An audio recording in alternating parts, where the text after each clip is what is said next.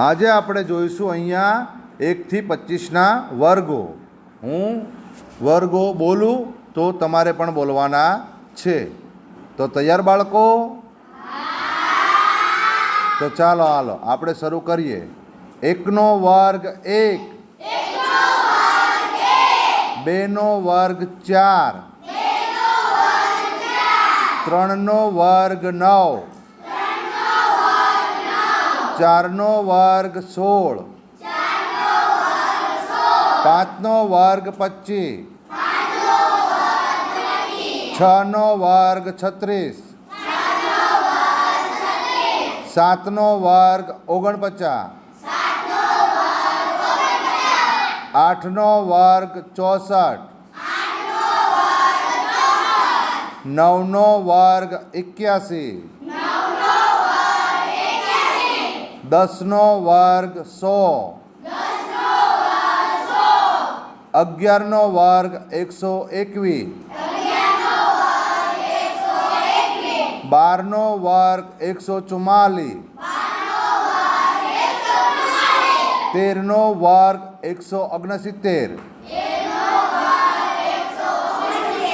14 નો વર્ગ 196,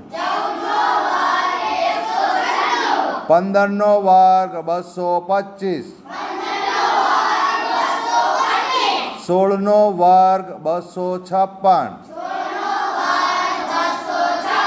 17 નો વર્ગ 289, 18 નો વર્ગ 324, 19 નો વર્ગ 361, 20 નો વર્ગ 400, 21 નો વર્ગ 441, 22 નો વર્ગ 484, 23 નો વર્ગ 529, 24 નો વર્ગ 576, 25 નો વર્ગ 625. ઓકે, આ આપણે જોયા વર્ગો. વર્ગ એટલે શું કે એની જ સંખ્યાનો તેની તે જ સંખ્યા સાથે ગુણાકાર. દાખલા તરીકે 8 નો વર્ગ 64, એનો મતલબ થાય 8 ગુણ્યા 8 એટલે કે 88 64. એવી રીતે 10 નો વર્ગ જોઈએ આપણે તો 10 ગુણ્યા 10 એટલે કે 10 એ દાને 100.